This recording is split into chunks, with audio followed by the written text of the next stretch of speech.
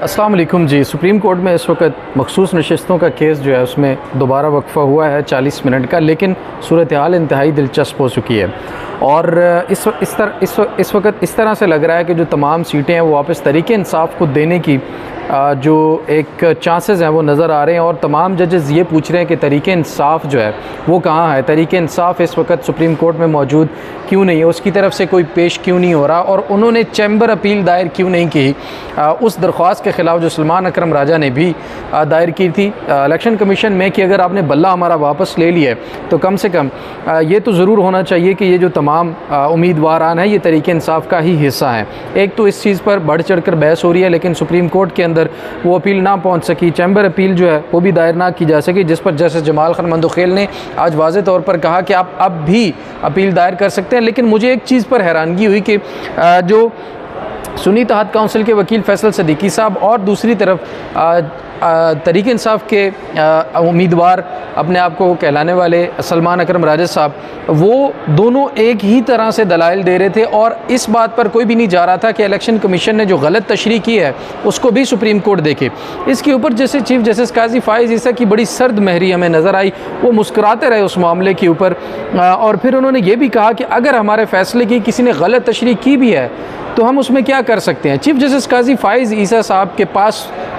Complete justice का इस वक्त इख्तियार आर्टिकल 187 के तहत आपका दिया हुआ फैसला, उसके ऊपर इलेक्शन कमीशन ने मुकम्मल अमल दरामद इस तरह से नहीं किया कि उसकी गलत तशरीह की। गलत तशरीह इस तरह से की कि तरीके इंसाफ के जो जीते हुए लोग थे, बेशक वो अपने अलग अलग निशानों के ऊपर जीत कर आए थे, लेकिन वो थे तो तरीके इंसाफ जमात का हिस्सा। उन्होंने अपने जो फॉर्म फिल किए थे वो तरीके, उसमें तरीके इंसाफ उन्होंने अपनी जमात का नाम लिखा था। वो जब जीत कर आए तो वो आज़ाद कैसे हो गए, इसको गलत इंटरप्रेट करने की सूरत में कहा गया कि उनको 3 दिन के अंदर कोई ना कोई पार्टी जो है वो ज्वाइन करनी और फिर उन्होंने सुन्नी तहत काउंसिल जो है वो ज्वाइन कर ली। यहाँ पर इलेक्शन कमीशन ने उस सुप्रीम कोर्ट के फैसले की गलत तशरीह की जिसमें बल्ला लिया गया था। तो चीफ जस्टिस ने कहा कि अगर किसी ने हमारे फैसले की गलत तशरीह की है तो हम क्या कर सकते हैं। चीफ जस्टिस काजी फाइज ईसा के सामने कुर्सी पर बैठे हुए इलेक्शन कमीशन के वो अफसरान, कम से कम आप उन्हें खड़ा करके वहीं पूछ सकते हैं कि आपने हमारे फैसले की गलत तशरीह क्यों की। आपके पास कंप्लीट जस्टिस का इख्तियार है, आपके पास सवाल पूछने का इख्तियार है, आपके फैसले के ऊपर अमल दरामद नहीं हो रहा, बल्कि उस तरह से अमल दरामद नहीं हो रहा, गुमराह कुन एक किस्म की सिचुएशन पैदा कर दी गई जिसके बाद पूरी कौम के मैंडेट का बेड़ा गर्क कर दिया। एक इलाके ने एक इदारे ने पूरे कौम के मैंडेट का इस तरह से पूरे मुल्क का सत्यानाश करके रख दिया और आप कह रहे हैं कि हम क्या करें, आपके एक फ़ैसले पर अमल दरामद नहीं हुआ और उसके ऊपर आप कह रहे हैं कि हम कुछ कर नहीं सकते या हम क्या करें। आप मुस्कुरा रहे हैं बैठकर बड़ी आसानी से, ठीक है आप कुछ नहीं कर सकते, लेकिन कम से कम दूसरी तरफ आप उनको बुलाकर पूछें कि आपने हमारे फैसले के ऊपर सही तरह से अमल दरामद क्यों नहीं किया। अब इसके ऊपर जस्टिस अतर मिनल्ला ने भी कहा कि सुप्रीम कोर्ट के अंदर आए दिन बहुत सारी गैर ज़रूरी चीज़ों के ऊपर सो मोटो लिए जाते हैं, लेकिन एक पूरे कौम का मैंडेट, पूरी कौम में धांधली, पूरी कौम में लाकानूनियत और बहुत सारे लोग प्रेस कॉन्फ्रेंसेस का भी उन्होंने जिक्र किया कि ये सारे काम हो रहे, तो इसके ऊपर जो सो मोटो है वो क्यों नहीं लिया जा रहा। सुप्रीम कोर्ट के पास मुकम्मल इख्तियार है कि वो आवाम को इंसाफ फराहम करे, जजेस की ड्यूटी है, तो वो फिर जो है सो मोटो क्यों नहीं ले रहे, इसके ऊपर सो मोटो होना चाहिए। उसके बाद चीफ जस्टिस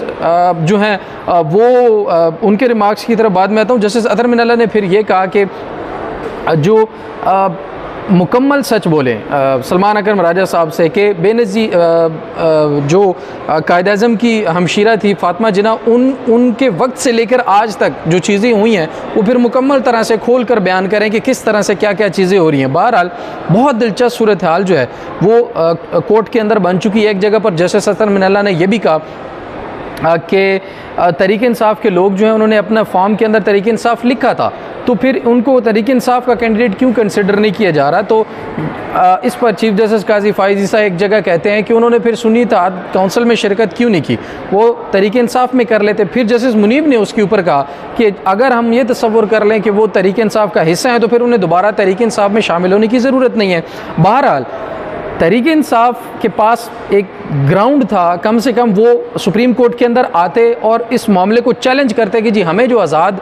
जो डिक्लेयर किया गया है उसके ख़िलाफ़ उन्हें सुप्रीम कोर्ट में हर हाल में आना चाहिए था। और फिर जब इलेक्शन कमीशन ने सुप्रीम कोर्ट के बल्ले वाले केस के फैसले की गलत तशरीह की तो उसमें भी तहरीक इंसाफ को चाहिए था, क्योंकि सबसे ज़्यादा नुकसान तहरीक इंसाफ को हुआ, उनके पास सबसे बड़ा वोट बैंक था, वो सुप्रीम कोर्ट में नहीं आए और उन्होंने इस मामले को चैलेंज नहीं किया। तो लीगल टीम में इस वक्त वाज़े तौर पर हमें चीज़ें नज़र आ रही हैं कि बहुत सारी खामियाँ हैं जो फैसला साज हैं, ख़ास तौर पर लीगल टीम के अंदर जो तहरीक इंसाफ की लीगल टीम है उसके फैसला साज जो हैं उन्होंने ये चीज़ें बहुत सारी ऐसी हैं जो मिस कर दी हैं, उसमें सकम है, उसमें गलतियाँ की, जिनका खमियाजा आज तहरीक इंसाफ को भुगतना पड़ रहा है। एक और बड़ी दिलचस्प चीज़ जो है वो आज कोर्ट रूम के अंदर हुई।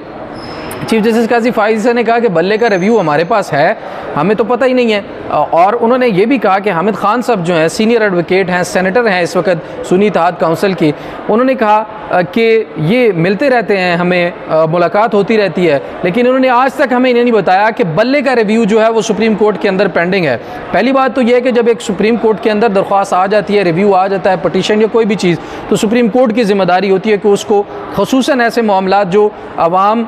के साथ डायरेक्ट उनके मफाद आमा के मामलात हो उनको डायरेक्ट जल्दी लगाना चाहिए। लेकिन अगर नहीं केस लग रहा होता तो फिर अर्ली हेयरिंग की दरख्वास्त दायर की जाती है तहरीक इंसाफ की तरफ से। अर्ली हेयरिंग की दरख्वास्त दायर ना करना या फिर हामिद खान साहब का जो है वो इस बात को ना उठाना, और चीफ जस्टिस खुद कह रहे हैं कि हामिद खान साहब ने हमें आज तक नहीं बताया कि बल्ले का रिव्यू भी यहाँ अदालत के अंदर पेंडिंग है। तो ये बड़ी अफसोसनाक चीज़ें हैं जो लीगल टीम के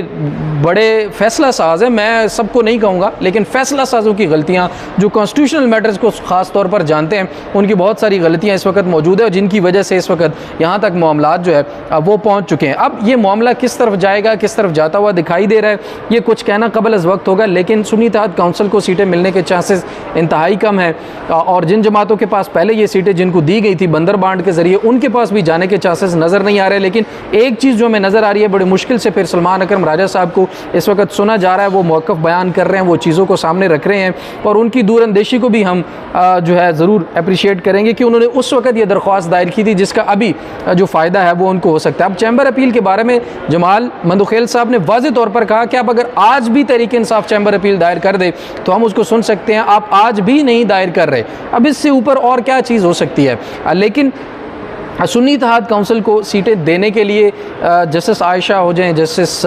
जमाल मंदुखेल हो जाएं, जस्टिस याया अफरीदी हो जाएं, इवन जस्टिस मुनीब और अतर मिनल्ला साहब भी, वो इस वक्त इन चीज़ों पर भी मुतमईन नहीं नज़र नहीं आ रहा है कि सुन्नी इत्तेहाद काउंसिल के पास जानी चाहिए। लेकिन ये बात बार बार हो रही है कि तहरीक इंसाफ इसमें पार्टी क्यों नहीं बनी, उन्होंने ये सीटें क्लेम क्यों नहीं की और उन्होंने इलेक्शन कमीशन के फ़ैसले को गलत तशरीह करने के मामले को हमारे सामने क्यों नहीं रखा, चैलेंज क्यों नहीं किया। यही कुछ नुकात होंगे जो सबसे ज़्यादा नुकसानदेह भी साबित हो सकते हैं और इन नुकात को अगर एड्रेस किया गया तो इन्हीं से सबसे ज़्यादा फ़ायदे भी हो सकते हैं मेरे ख्याल में। दूसरा कुछ मामलात ऐसे भी हैं जो मज़ीद भी इस वक्त डिस्कस किए जाने चाहिए, वो भी देखने होंगे। रेक्टिफिकेशन ऑफ एरर्स, एक सीरीज़ ऑफ इवेंट्स हुए हैं गलतियों के। देखिए कोई भी पार्टी जैसे तहरीक इंसाफ वो भी अगर गलतियां करे, मान लेते हैं गलती हो सकती है, इलेक्शन कमीशन की तरफ से लाकानूनियत हो वो भी मानी जा सकती है, किसी के असर और रसूख में, किसी के इन्फ्लुएंस में उन्होंने भी चीज़ें की हों, ये भी हो सकता है। लेकिन अदालतों का ये काम कभी भी नहीं होता कि वो ये कहें कि फ़लाँ ने नहीं माना तो हम क्या करें, या जो पार्टी जिसको नुकसान हो रहा है वो जाकर उस मामले को चैलेंज ना करे। ये इंतहाई हैरानकुन है। अदालतों को चाहिए कि वो अपने फ़ैसले कम अज़ कम इस तरह से दें और उनके ऊपर फिर अमल हो, और उनके ऊपर अगर अमल ना हो तो वो कम से कम पूछने लायक ज़रूर हो। और इस वक्त अदालतों को चाहिए कि वो जो गलतियाँ हुई हैं माजी के अंदर फ़ैसलों में, ख़ुसूसन बल्ले वाले केस के बाद, उनको रेक्टिफाई करना जो है वो बहुत ज़रूरी है। रेक्टिफिकेशन ऑफ एरर्स जो है इज़ द ओनली सोल्यूशन जो कि इस वक्त हमें समझ आ रहा है। और देखना चाहिए कि इस मामले को जो है वो अब मफाद आमा का मामला है, इस वक्त इसमें बहुत सारा पाकिस्तान के लोगों का मैंडेट है, पाकिस्तान के लोगों के जज्बात इसके साथ जुड़े हैं। उन्होंने वोट दिए एक जमात को और उस जमात को इलेक्शन कमीशन कैसे आज़ाद डिक्लेयर कर दे विदाउट एनी रीज़न, और वो भी सुप्रीम कोर्ट के फ़ैसले को गलत तशरीह करते हुए, जिसकी जो आज तौसीक की है चीफ जस्टिस ने भी कि अगर गलत तशरीह की भी है तो हम क्या कर सकते हैं। तो जैसे मैंने पहले बताया कि चीफ जस्टिस को भी इलेक्शन कमीशन से ये पूछना चाहिए कि आपने ऐसा क्यों किया, और अगर इलेक्शन कमीशन के पास इसका जवाब ना हो तो इस मामले को रेक्टिफाई करने के लिए वापस जो है तहरीक इंसाफ को वक्त दिया जाना चाहिए कि वो अपना फ़ैसला करें, क्योंकि उस वक्त तहरीक इंसाफ ने एडिशनल लिस्ट भी जमा करवाई थी। निशान मैटर नहीं करता, निशान ले लिया, पार्टी तो डिसमेंटल नहीं की, पार्टी तो ख़त्म नहीं की, पार्टी में से अरकान की रुकनीत तो ख़त्म नहीं की, पार्टी तो वैसे ही मौजूद थी। तो सलमान अकरम राजा का ये जो केस था वो तहरीक इंसाफ अगर इसको मजबूती से लड़ती तो उसका मज़ीद ज़्यादा फ़ायदा इस वक्त सुप्रीम कोर्ट में हो सकता है। बहरहाल समाअत जो है उसका मुकम्मल अहवाल और आगे किस तरफ जाएगा, ये 2 दिन जारी रहेगी समाअत। उम्मीद है कि आज भी समाअत जारी रहेगी और कल का दिन भी जो है वो दिया जाएगा वकला को दलाइल के लिए, और उसके बाद इसका फ़ैसला भी जल्द आ सकता है। अभी तक के लिए इतना ही। मज़ीद जो मालूमात होंगी वो भी आपके सामने रखेंगे। अपना बहुत सारा ख्याल रखिए, चैनल को ज़रूर सब्सक्राइब कर दीजिएगा और इंशाअल्लाह मज़ीद आने वाली जो वीडियोज़ हैं वो भी आपको मिलती रहेंगी। अल्लाह ने के बान।